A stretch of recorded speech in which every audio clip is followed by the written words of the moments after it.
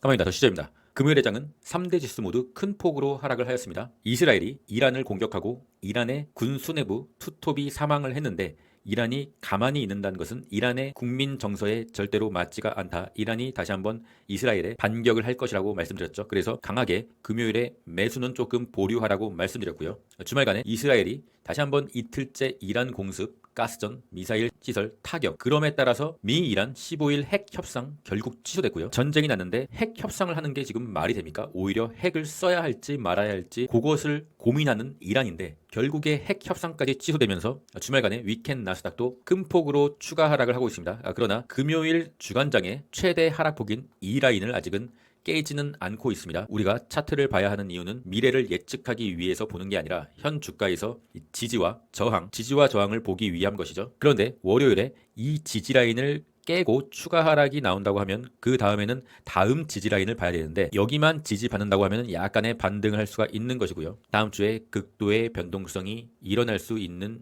이유입니다. 이 지지 라인이 깨진다고 하면 다시 한번 낙폭을 키울 수가 있다. 위켄 나스닥의 0.4% 하락은 상당히 유의미한 하락폭이며 월요일에 나스닥은 갭 하락으로 출발하게 될 것 같습니다. 공포지수는 60, 다시금 공포지수가 뉴트럴로 복귀를 하고 추가적인 악재로 인해서 피어나 익스트림 피어로 가게 된다고 하면 우리가 분할 줍줍을 할 수 있는 구간. 그러나 이 구간에서 계속 논다. 그러면은 홀딩하는 분할 줍줍이 아닌 트레이딩. 샀다 팔았다 하는 단기 트레이딩만 할 수 있는 구간입니다. 푸드앤코러션 0.64 아직은 좀 버팅겨주고 있다. 0.80 이상으로 올라가면은 주식을 고통을 견디고 줍줍할 구간. 이 구간에서는 푸드앤코러션의 고점 언저리이기 때문에 낮은 평단이면은 약간의 분할 매도 그리고 트레이더라면은 단기 매매. 키움전사의 주간 동향입니다. 일간 순매수를 보면은 속스 S 1위, 주간 순매수에서도 속스 S 1위.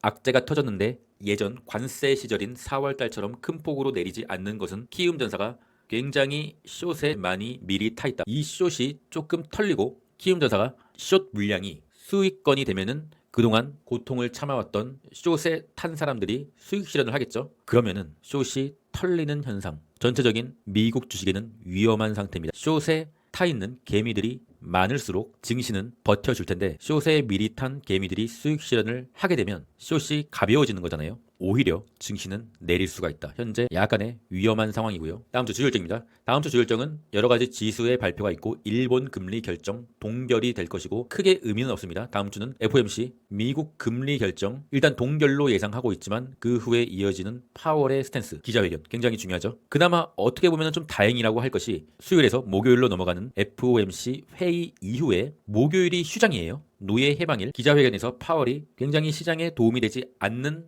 발언을 하더라도 일단 목요일이 휴장이니까 이 휴장일 동안 전쟁의 리스크와 FOMC에서 파월이 좋지 않은 발언을 한 후에 후폭풍을 조금 눌러줄 수 있다. 시장 참여자들이 생각을 해볼 수 있는 시간을 가질 수가 있다. 하여튼 다음 주는 전쟁의 진행 상황과 FOMC 기자회견이 가장 중요하다. 나스닥 QQQ 차트 주봉입니다. 우리가 지금 전쟁에 많이 신경을 쓰고 있는데 주봉 차트로 보면은 상당히 평온합니다. 6월 2주차는 마이너스 0.56%, 고점 대비 마이너스 2.56% 남았고요. 굉장히 일단 빨간색 상승 채널의 상단 그리고 파란색 상승 추세의 하단 이 라인에서 굉장히 좀 이쁘게 움직이고 있다. 조금 내리더라도 상승 추세의 하단이니까 다시금 딛고 좀 올라주면 좋고 일단 주식을 스윙이나 장기 투자하신 분들은 주봉만 보고 가시면 됩니다. 현재까지는 주봉상에는 크게 이상은 없다. 롱의 보조지표를 보면은 다우산업은 좀 매가리가 좀 상당히 없는 상태고 S&P와 나스닥 종합은 어느덧 스토캐스틱 과매수권에 들어와 있다. 우리가 스토캐스틱 과매수권에 들어와 있다고 해서 무조건 이제 고점이다 라는 그것은 아닙니다. 왜냐하면 스토캐스틱의 주봉의 과매수권 이러한 과매수권에 있더라도 추가적으로 이렇게 횡보를 하면서 조금 더 들어 올릴 수가 있는 것이죠. 그러나 우리가 주식을 할 때 스토캐스틱 주봉이 스토캐스틱 과매수권에 있다고 하면은 적극적인 세배 레버리지는 안 사시는 게 좋습니다. 단타로는 당연히 가능하고요. 왜냐? 과매수권이 발생하게 되면 언젠간 이 과매수는 해소되게 된다. 그리고 증시는 약간의 조정장으로 갈 수 있는 가능성이 있다. 주식을 적극적으로 사야 될 때는 스토캐스틱의 과매도권, 파란 우물이 형성되는 과매도권입니다. 우리는 여기서 많이 줍줍을 했었죠. WTI 국제유가 전쟁이 심화됨에 따라서 유가가 오르고 있는 것이죠. 200일선 돌파해줬고 통상적으로 주가가 파란색 200일선을 넘긴다고 하면은 상승 추세로의 전환으로 볼 수가 있습니다. 이때도 파란색 200일선을 넘기고 상승 추세로의 전환, 며칠간 추가적인 상승이 일어났고요. 지금도 물론 윗꼬리를 달긴 했지만 조금 내린다 하더라도 다시 한번 추가적인 상승이 예상되고 있는 지점입니다. 국제유가가 파란색 200일선을 하방으로 이탈해줘야 전쟁에 대한 리스크가 없어지고 증시가 안정이 된다고 보시면 되고요. 현재는 좀 위험한 상황. 빅스 지수입니다. 빅스 지수가 지금 볼린점에서 상단까지 올랐다 약간 좀 내려줬습니다. 빅스 지수가 23을 넘겨주면은 굉장히 좀 증시가 위험해진다. 이 23 라인을 뚫어지게 체크를 하셔야 되고요. US100 나스닥 지수 현재 미리 좀 리스크에 대해서 생각해 보자면 지금은 상승 채널 안에 있습니다. 음영으로 표시해드린 상승 채널의 안에 있는데 이 삼각수렴 계속적으로 말씀드렸죠. 이 삼각수렴을 이탈한 거죠. 이 지점에서 이탈하기 전에 저번 주 목요일에 멤버십 회원님들께 부분 익절을 강하게 추천드렸고요.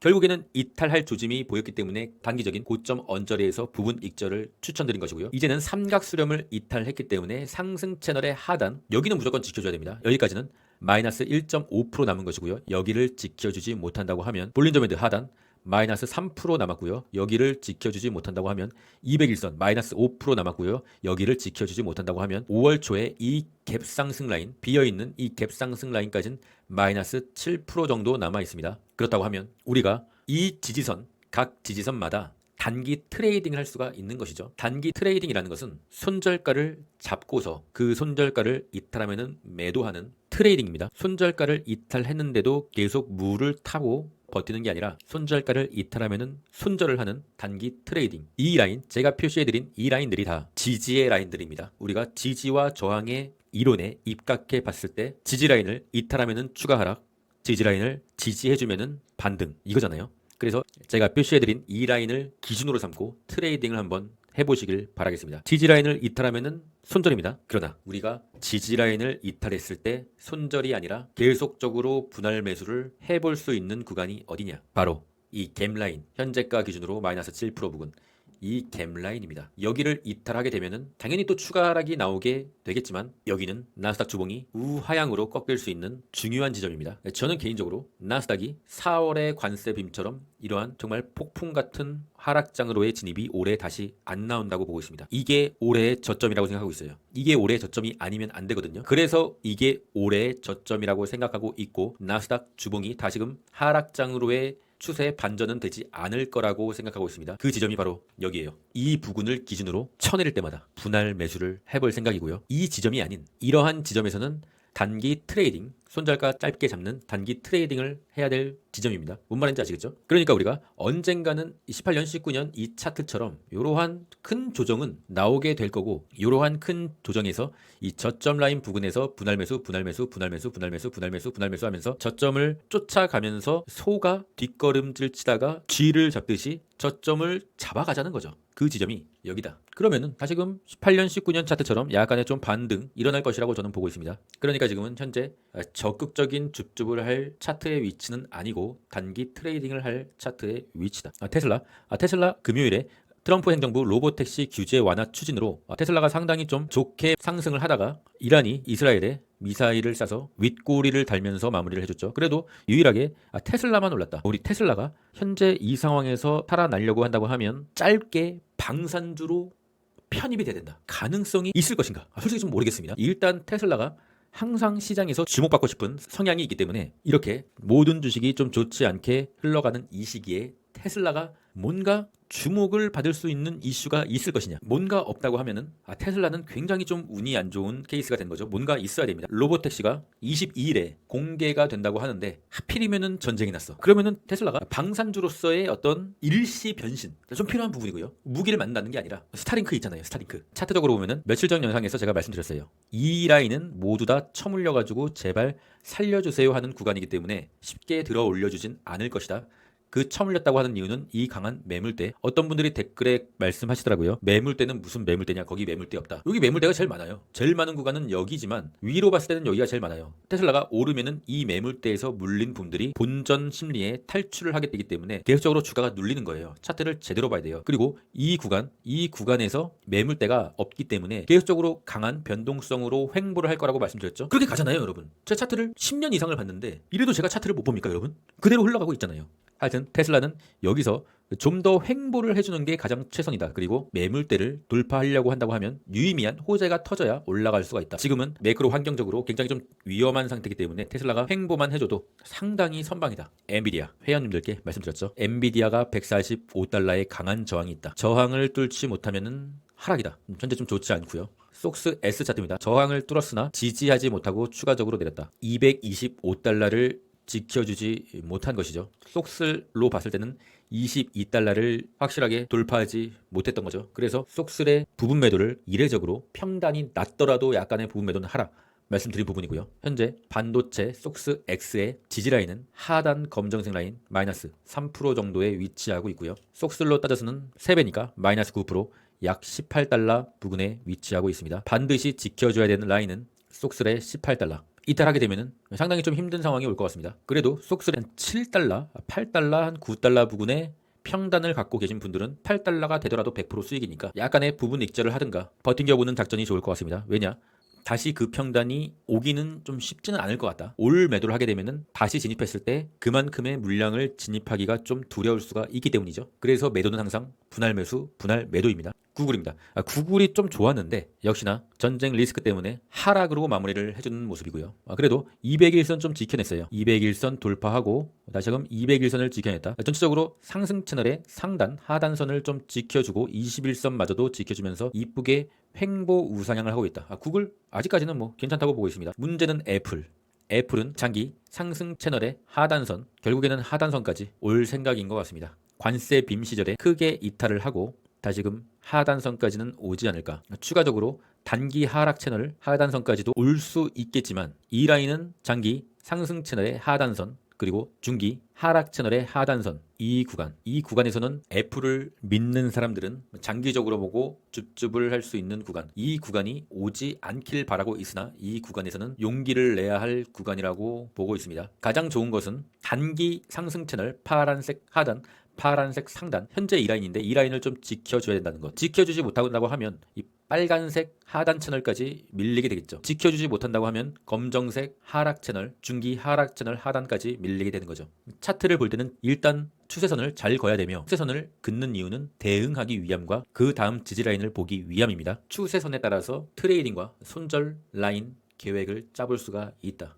숏의 보조지표 속스 S와 SQQQ가 스토캐스틱 K값이 D값을 아래에서 위로 터치. 굉장히 롱을 들고 있는 우리의 입장에서는 좀 좋지 않은 상황이고요. 저도 좀 숏을 좀 샀어요. 약간 아주 소액 좀 샀고 해지용으로 샀고요. 일단은 좀 단기적으로 숏이 반등을 할 수가 있겠다. 그렇다고 해서 이제 하락장이다. 그건 아니고요. 숏의 장기적인 방향은 어쨌든 하락이고요. 하락하는 도중에 약간의 반등 그리고 다시 하락. 또 약간의 반등 다시 하락. 이렇게 파동을 그리면서 하락한다. 그러나 현재 스토캐스틱 파동을 봤을 시 숏의 반등 타이밍이긴 하다. 키움전사의 소매수를 보면은 속스 S가 1위에 있기 때문에 크게 숏이 반등은 하지 못하고 있으나 늦게 탄 사람들은 벌써 수익권이 왔겠죠. 익절을 하는 순간 숏에 더 큰 상승이 올 것이다. 그러나 키움전사가 숏을 추가적으로 계속 미친 듯이 사면은 숏의 반등의 시기는 좀 더 미뤄질 것이다. 코인베이스 일봉입니다. 코인베이스가 이제 추세가 완벽하게 꺾였다고는 볼 수는 없으나 일단은 위태위태해졌습니다. 상승의 채널을 이탈했고요. 금요일에 약간의 반등을 해줬으나 상승 채널의 하단선까지 정확하게 저항을 받는 수준에서 끝났다. 이제 201선, 121선 모아지고 있는데 여기서도 지지를 받지 못하고 추가적으로 무너진다. 그러면 코인베이스는 사요나라. 테더 파란색 선을 돌파했다. 말씀드렸죠. 테더가 파란색 선을 돌파하면 안 된다. 현재 돌파한 상황이고요. 그래서 코인들의 상당히 큰 하락이 나오고 있는 것이죠. 이때도 그랬잖아요. 파란색 선을 돌파하고 코인들의 상당히 큰 하락이 나왔고요. 현재도 그런 상황입니다. 다시금 테더가 파란색 선을 이때처럼 하방으로 이탈해야 코인들의 상승이 나오게 되는 것이죠. 비트코인 21선을 이탈하고 21선이 약간 하방으로 꺾이고 있는 모습 좀 좋진 않은 상황입니다. 비트코인을 24년에 샀던 사람들은 뭐 홀딩 하시고 추가적으로 저는 비트코인을 살 생각이 전혀 없어요. 그냥 24년에 산 물량만 버텨본다. 문제는 게더리움 상승 채널 상단 파랑선 그리고 하단 파란색 선 그리고 단기적인 지지라인 빨간색 지지라인 이 라인을 동시에 이탈한다. 그러면은 게더리움은 단기적인 좋은 추세가 종결이 된다. 단기 매매자라고 한다고 하면 이 라인을 이탈하게 되면은 놓아줘야겠죠. 두 개의 중요한 지지선을 이탈한 것이니 게더리움 반드시 이 라인은 사수를 해야 된다. 더 시저스 멤버십에 관심 있으신 분들은 고정 댓글 링크를 확인해 주고요. 주식의 변곡점에서 누구보다 빠르게 눈치채고 말씀드리고 있습니다. 투자는 장기 투자와 트레이딩을 겸해야 한다. 예를 들어서 자신이 4월에 저점 부근에 1억 원을 매수했다 하시는 분들 중에서 다음 주에 시장이 내렸을 시 수익금이 마이너스 1,000만 원이 됐다. 그런데 이 단기 트레이딩을 하는 물량으로 1,000만 원 들어간 종목이 올라서 100만 원이 플러스가 됐다 라고 칩시다. 그러면은 토탈 자산은 주식이 하락한 기준으로 마이너스 900만 원이 된 거지 토탈은 수익일 거란 거예요. 뭔 말인지 아시겠죠? 그러면 이 사람의 경우에 우리가 이걸 좋아해야 하는 것이냐 슬퍼해야 하는 것이냐, 당연히 좋아해야죠. 장기 투자는 저점에서 모아간 물량이기 때문에 수익금이 약간의 깎이더라도 추세가 완전 하방으로 꺾이기 전까지는 들고 가보자는 거죠. 그런 풍파를 겪지 못한다고 하면은 수익금이 높아지는 구간도 없었을 테고요. 손절가를 짧게 잡는 단기 투자는 계속적으로 그냥 UDT에서 맨날 하는 거니까요. 투자는 장기 투자와 스윙 단타 모든 걸 다 할 줄 알아야 됩니다. 모든 자기의 포지션을 선물 트레이더처럼 단기 포지션의 방향으로 하시게 된다고 하면 방향을 완전히 맞춰야 돼요. 그러면 언젠가 크게 한번 부러집니다. 주식이 미친 듯이 내릴 때 분할 매수로 물량을 잡고 손절가 짧게 잡고 트레이딩을 하는 단기 매매 병행을 해야 된다. 그래야만 이 시장에서 오랜 기간 수익을 내면서 살아남을 수가 있습니다.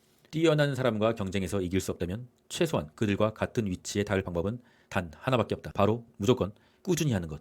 그것이 내가 선택한 유일한 전략이었다. 그럼 넌 끝까지 했습니다. 이상입니다.